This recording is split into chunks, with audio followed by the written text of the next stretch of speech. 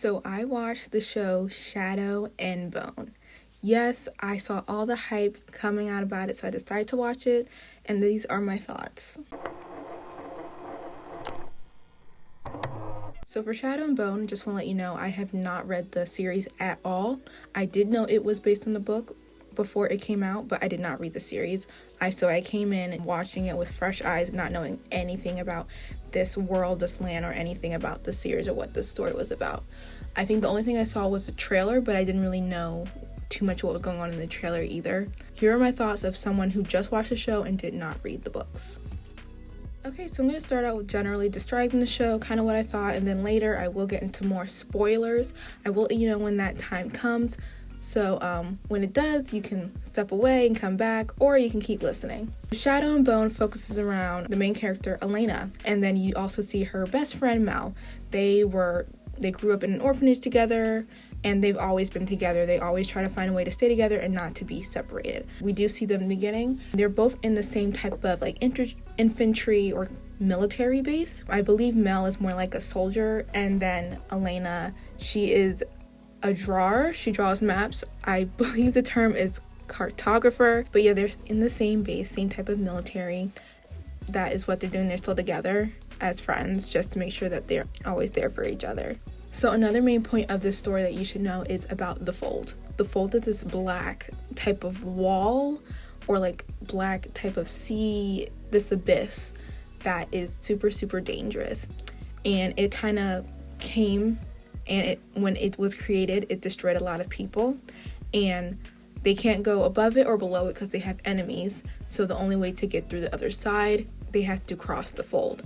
And it is very dangerous, and a lot of people do not make it out alive when they do cross. So Mel and Elena are both already kind of outcasts, and we do see that throughout the show as well, and they both were orphans when they were little, so that also makes them a little bit different than everyone else. So they already kind of have something where they stand out from the crowd. So in the show, there were, to me, a lot of different things happen, and I just reference other movies. So if I pull those in or mention those, just know that's what I thought of during that scene. But I don't think they actually probably went to these movies for reference, but that's just what I thought of when I watched certain scenes. But anyway, they are selecting people to go through the Fold to get supplies to the other side, which is they're part of Rivka.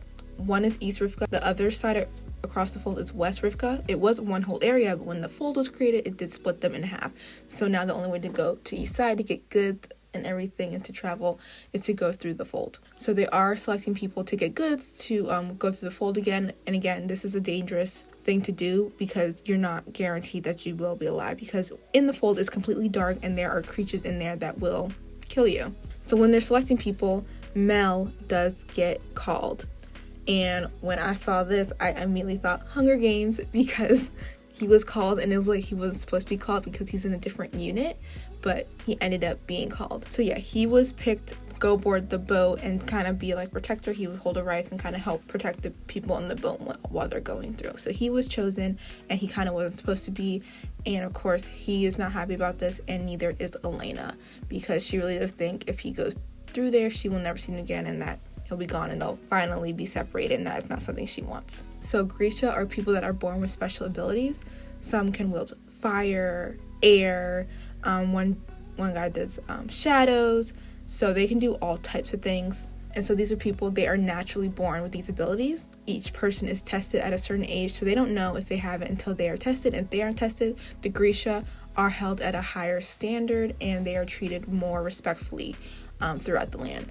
So the Grisha, they live in nice places, they get the best treatment because of their abilities, they are seen as higher up. People who are not Grisha do not get the special kind of treatment, so there is kind of a divide, and you do see where the Grisha, so people with powers, think that they are better than people who are not. And it does make sense that they think that way because of how they're treated versus people who do not have powers and how they're treated. So unfortunately, that's really sad, and the difference of that. And if you did see the trailer, you might know of the guy of the shadows. So we do see a guy who wields shadows, and he's also a very strong character within this show that you do see a lot.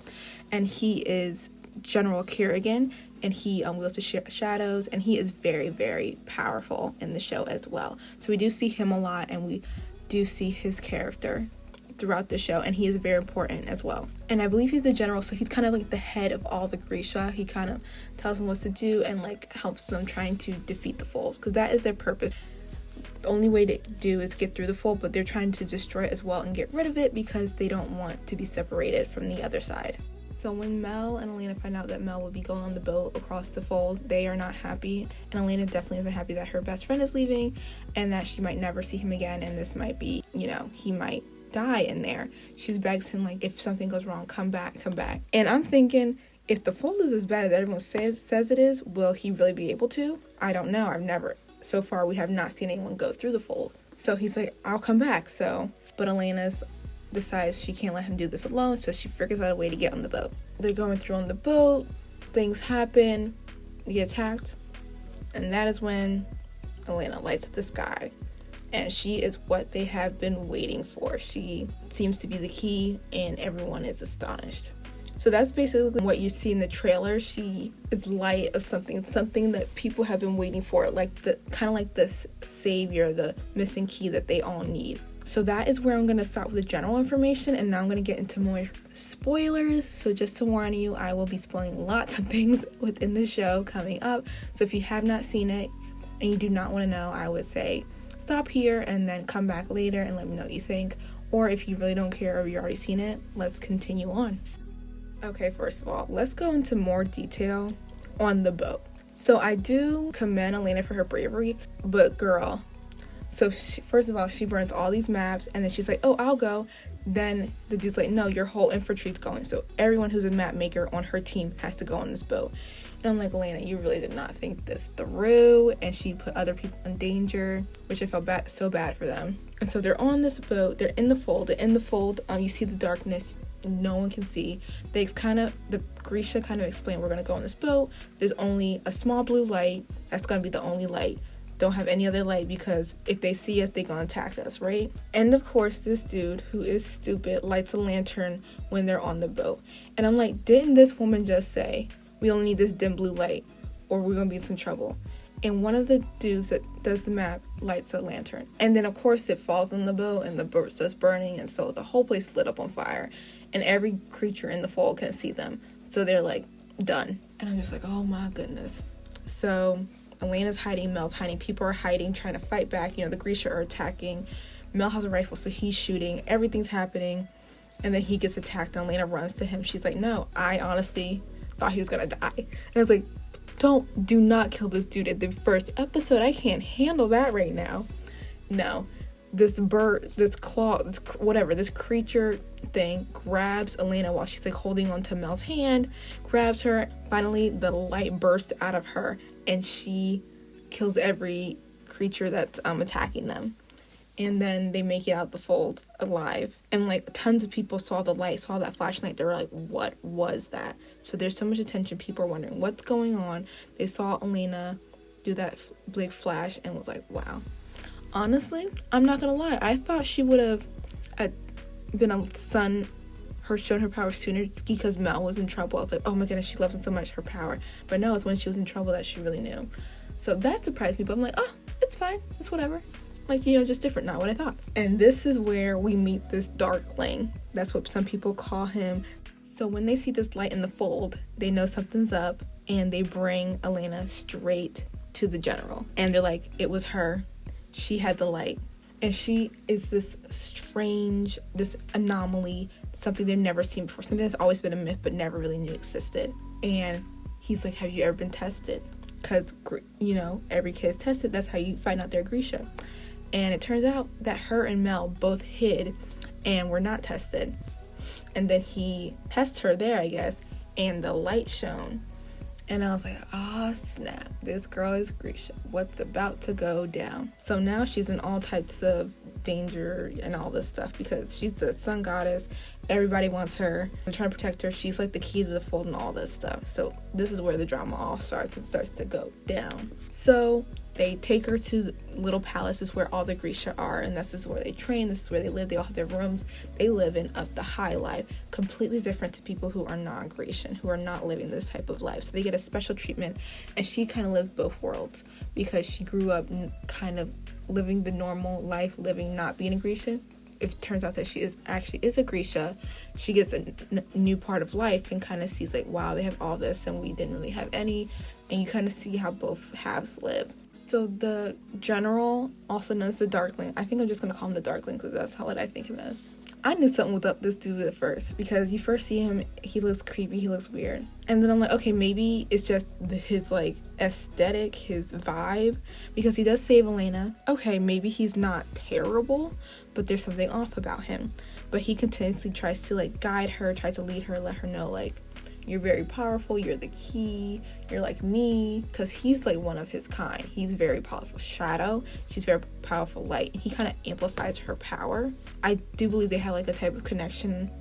They are both one of a kind of each of their type of powers, so I think that is something that connects them. There was definitely something off when you first see him, but yeah, he's trying to train her, trying to help her, and like, not gonna lie, I feel like they love flirting at the beginning as well. She tries to die, but they try to get to know each other. And I'm like, Elena, you're getting a little too comfortable, and I'm not liking this. Anyway, while Elena is at the little palace, she does feel not at home. She misses her best friend Mel because they always try to stick together, and Mel misses her.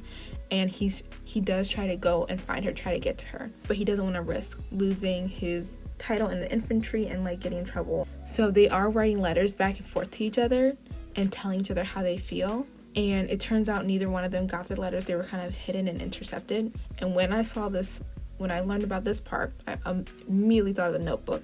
And when Noah and Allie were sending letters and they were intercepted by her mother, and I was like, oh goodness. And it was the same thing with her and Mel. I guess they weren't initially love letters, but they kind of were, because they were best friends, but they were telling each other's true feelings, how they felt. And the scene that got me, I was like, literally my heart, it was when they both were writing in letters, you are my true north, you are my home. And I was like, I can't handle this right now.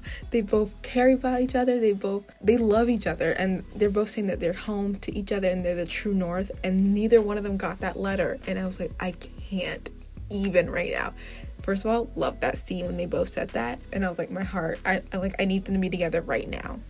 So that was one part I really, really liked. So while all this is going on, there is another storyline happening, and it is with these three people, and it is Kaz, Inej, and Gasper. I think I said Inej, that right, but these three people. And they are on the other side of the fold, and there are people over there that also saw the light, and there is a rumor that this sun goddess, Elena, is actually real, and she can destroy the fold, and people on the other side want her. So they're paying a very hefty penny, $1 million something, to get this girl over. So Cass decides, you know what? Let's take this job, go over there and get her. So they go through the fold in a very risky way, but they get through the fold. And they're on the other side of the fold and trying to find Elena and get her to take her back to the other side to claim their prize. Let me just say, I love this dynamic. At first, I wasn't sure about them because, we're supposed to love Elena. She's the main character and everything. So I wasn't sure about them and how it was going to, their plan. And wasn't sure if because, I don't want to like the bad guys. And so I was like, okay, they're going to get her. I don't like this. And, no. But their dynamic, first of all, really great friends. I love their dynamic together. So great. And let me just say Jasper was my absolute favorite character of this season. I don't know if he will be the entire series, but I loved him. And the scene with him and that goat, that was by far one of my favorite scenes of the entire series. It was great. But I loved Jasper. I loved his character. I loved his humor. And I loved his skills with the gun. It was great. It brought a relief to all this seriousness and fantasy. But I loved his character so much. And I think he was my favorite character so far this season. But yeah, so they're across the fold and they're trying to figure out a way to get into the palace and get Elena and bring her back on the other side. So there are people after her. So she is in danger.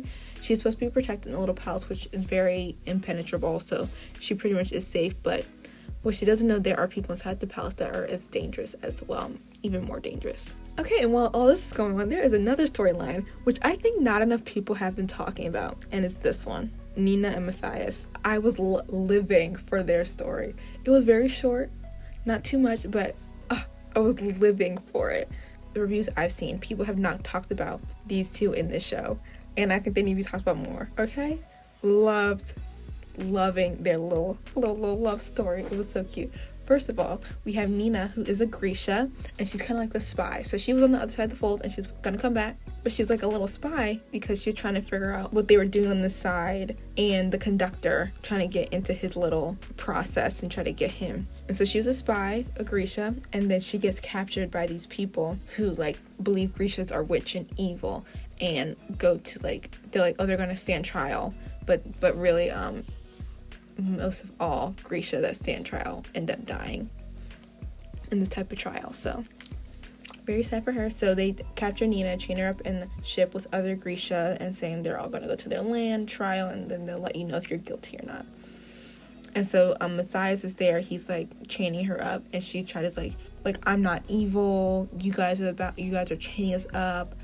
You don't know all Grisha. Like, things trying to convince him. She's like angry at him. He's angry at her because all he's been told is she's a witch, and they're basically each other's enemies. Then they end up shipwrecked, and he was supposed to kill all the Grisha, but he does not kill her. She's a heart render, which means she can control people's hearts, speed them up, slow them down, things like that. And so when they shipwreck, she is on like a little plank and thing, and immediately I thought of Rose and Jack from Titanic, because when Rose was in the door, she was on the plank, and then Jack was in the water, and then Matthias was in the water. But then there was enough room for him on this little plank, but Rose didn't make room for Jack. Anyway, let's get away from that. They were both like hesitant at first, but she's like, I can keep you warm your heart, and you can swim. He's like, I don't trust you. And she's like, I'm your only way to get off of this little plank and onto dry land. You need me to survive. So she needed him, and he needed her. So she used all her energy to keep him warm, and then he would swim them to shore. So they ended up going to shore, and they were like drenched, so they found a little place to get warm. And so all this, they're trying to make their way to find some type of land or in a town. And through all this, they're getting to know each other. So they went from enemies to like kind of friends, and then they saved each other's lives. And then they find a little town. It turns out they're in Rivka, which is Grisha territory, and he's in danger in this area. When they find out where they are, she kind of scopes it out, thinks they're safe, and get food because they're starving. They've been like walking for a while, trying just to find a town. And then it turns out that his heart is stopping, and she's like, what's wrong with you? And she sees other Grisha from the little palace are there to like save her, but she doesn't want to be saved. Her and Nina and Matthias are planning on running away together somewhere where they can both be free and not have to deal with the Grisha or for his people. When the Grisha find her, they're like, come with us, and then we'll take him with us because he captured you. And she knows they're going to kill him, and she doesn't want him to be killed. So she pretends that he was a capturer and she was a victim of being captured. And this other guy decides to take them because he takes people who capture people and slave people, and they stand trial in this other area. So while all this is happening, Matthias is knocked out, not knowing what's going on. So when he wakes, he's in a cage, and he thinks that Nina has betrayed him and that she has bewitched him, like all the rumors and all the things were told to him about Grisha. So he doesn't trust her right now. And she's like, no, I was trying to save you. If my people took you, you would have died for sure. And this way we can stand trial, and I'll dismiss all the charges against you. But someone else in the cage is like, girl, it's gonna be a year. It's gonna be a long time. And so she didn't realize all that. And so now Matthias is completely angry at her and does not trust her. And Nina's like so distraught and sad because she loves this guy and he does not trust her. So that's another story within the series that I cannot wait to see develop in a future season. Okay, so Mel and Elena have been writing letters, but they have not been getting their letters. And so Elena believes that Mel has given up on her, has not returned to her, and she really doesn't know what to think. She kind of thinks he thought she was lying the whole time. She knew she was Grecian. She has all these thoughts going on in her head, and she decides to let Mel go. And when she lets that go, she fully embraces her power and is able to kind of tap into her power a little bit more and become stronger and powerful. So she's letting go of Mel, like her childhood, her home, and what she knew, and kind of falling into with the Darkling, with the general. And I was like, girl, are you serious? I was so upset with this. And then this whole time while that's happening, Mel is fighting for them. He's fighting to find her. He's like, I'm always gonna find you. And then there's this thing that comes from the general, and it's a picture of a drawing of a deer, which he knows Elena has drawn when he sees the picture, because she's drawn this deer since she was a kid, because she's been seeing this mythical deer. And so Mel decides to volunteer and says, I will go and find this deer, even though people think this is such a myth and it's a suicide mission is completely useless. He decides, no, I'm going to try and find this deer because whoever finds it gets to go to the palace, and he knows that's his way to go see Elena. So he's fighting to find this deer, and he does find it, and he decides to go to the general and tell him that he's found this deer, the thing he's been looking for. Meanwhile, Elena is getting all cozy and snuggled up with the general. Yes, I was highly upset when I saw this, and I feel like it went really fast too. That was one thing I didn't like. I was like, Elena, first of all, you just got to this palace, you just found your powers, you just met this guy, and you're just gonna kiss him, and you're just gonna forget all about Mel, this guy you have deep feelings for. And I was like, whatever. I was upset. And so when she kisses the general, I was like, no, girl, don't kiss him. I was so upset because I'm like, she's like under his thumb now and all this stuff. So when Mel finally gets to the palace, he finds the general, and the general asks him, where did you find this magical deer? And Mel will not tell him the exact spot until he sees Elena. And the general's like, you could be someone after Elena. And he's like, no, I know her. Then he's like, what's her favorite flower then? And he tells him. Then the next scene we see is the general giving Elena her favorite flowers, and she's like, oh, this is so sweet, thanks.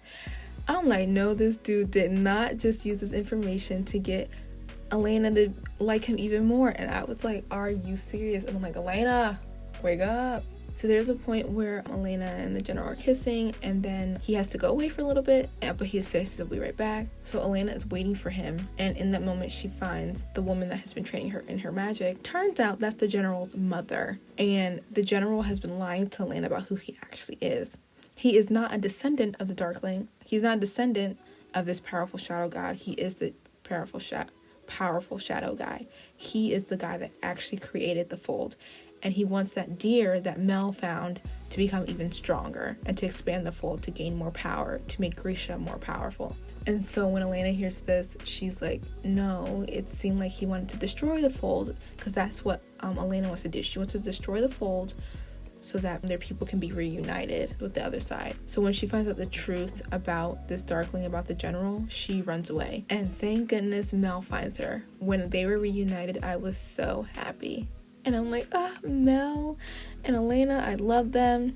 So yeah, so they're on the run, Mel and Elena, and then Elena's like, take me to the deer, because she wants to become more powerful. So the thing with the deer is, in the show, they say that a Grisha, a very old Grisha, created these 4 animals. The Grisha has to kill the animal to become stronger and combine their bones with the animal's bones to enhance their powers. So Elena believes she has to kill the deer that she's been seeing to enhance her powers. That was something I wish was more detailed and more fleshed out in the show. Like, they gave a good basic, but I wish it was more detailed, because there was still some confusion. I wanted to know why these animals were created, who was this first Grisha that created them, why these 4 animals. I just wanted more information. I wish they could provide it. Maybe that's something we'll learn more in future seasons, more about these animals, because there are 3 other ones. That was one thing I wish was told better. And so Mel and Elena are trying to find this deer. The Grishas with Darkling, a couple of them go to try to find Elena, and then they find the 3 people they think that took her. And that's one thing I liked in this show, the showdown between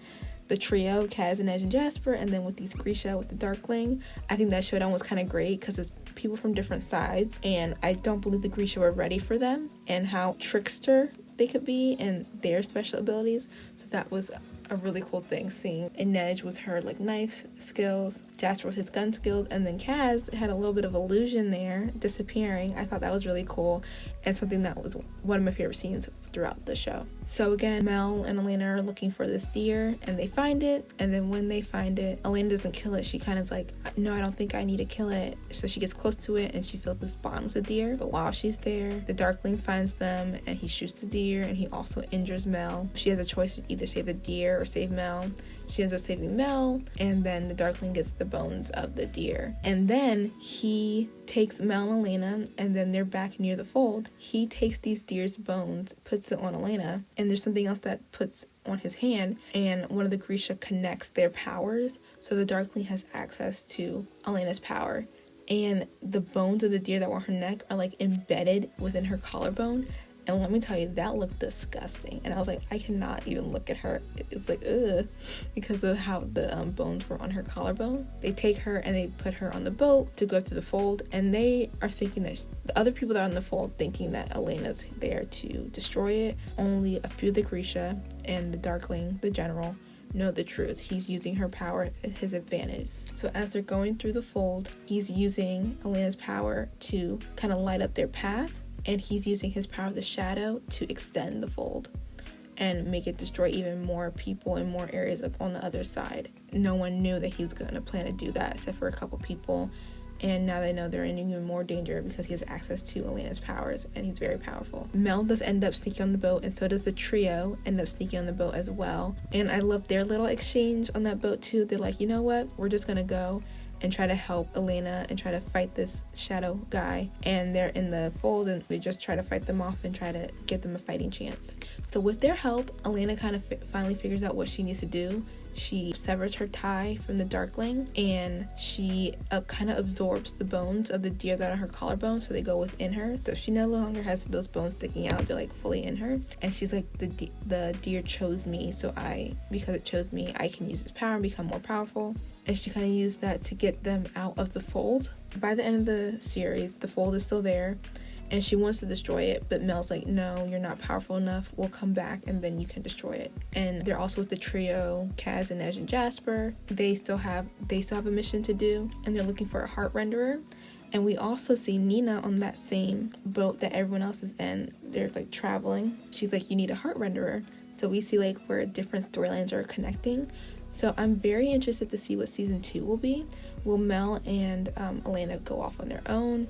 I want to see how Nina connects with the other trio. Like, what will that be like? And then what will happen with Nina and Matthias? I am actually invested in their story, and I'm so upset that we did not get to see their story develop a little bit more. But I'm excited to see them in season 2 if this gets renewed for another season. But I do have questions, like a lot of questions, and I don't know why I didn't see anyone else talking about this. I didn't read the book, so maybe that's why. But one thing that confused me, or like I have a question about, was like, okay, so in the show we see that Elena didn't know she was Grisha, and they had to get tested. But then a little later we find out they did actually get tested, but you can't test it when someone's injured or in pain. So Elena squeezed some broken glass in her hand so that the test wouldn't work on her. So she's already feeling pain, so the test wouldn't officially work. But we also know that, well, at least in those scenes, Mel wasn't tested at that time because he was injured with his hand. So my thing was he ever officially tested? Maybe he was, and it's not just shown in the show just yet. But my thing is, if this girl wasn't tested and she's Grisha and she has a lighter thing and Mel wasn't tested, is Mel something? That was something that was going through my mind the whole thing. I was like, okay, Mel wasn't tested either. He could be Grisha. He could be something special.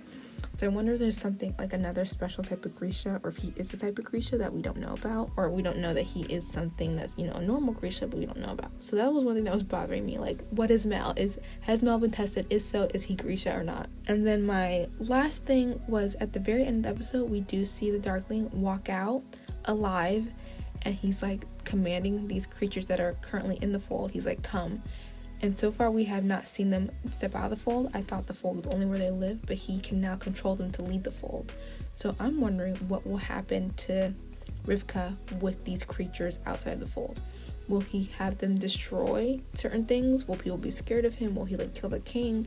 I don't know. Will he lie and say oh no, the sun goddess Elena is dangerous, she's done this? I'm really interested in what road or path he's going to take with these things following him. I'm like, dude, what story are you going to try to spin to save yourself? So yeah, this was what I thought of the show. That's all the detail, tons and tons of spoilers. I would give this a 3.5 if I had to rate it. I thought it was good. Definitely, I liked it a lot, but I thought I would like it more. I think there was things that I didn't really understand because I didn't read the books. That is one thing I would whoever did not read the books. There might be some confusion, some things that are missing. And I think definitely people who read the book might have those things filled in. So I do plan on reading the books after watching this first season. And I'm hoping to finish them before the rest of the seasons come out, but we'll see what actually happens. But I do plan on reading the books. But yeah, I would rate this one a 3.5. I thought it was good. I did hear a lot of people really liked it. I do think the show was really good. If you like fantasy, I do think you should check this one out. This would be a good watch and recommendation. But yeah, there's a lot of questions I have. These are probably things people who read the book know. But there's questions I have on the show. I did like the show. I do hope it gets renewed for season 2, and I will definitely watch it. The one thing I like the most about the show is the cast. I think the cast really made the show, actually. And I actually love the cast more than kind of like the storyline, because at some points of the story I was like confused. I was like, this doesn't make sense. I was like, what is, like, why? I think the people who were casted were amazing. And I did hear other people saying that the casting was really good, and without reading the book, I was like, this casting was great.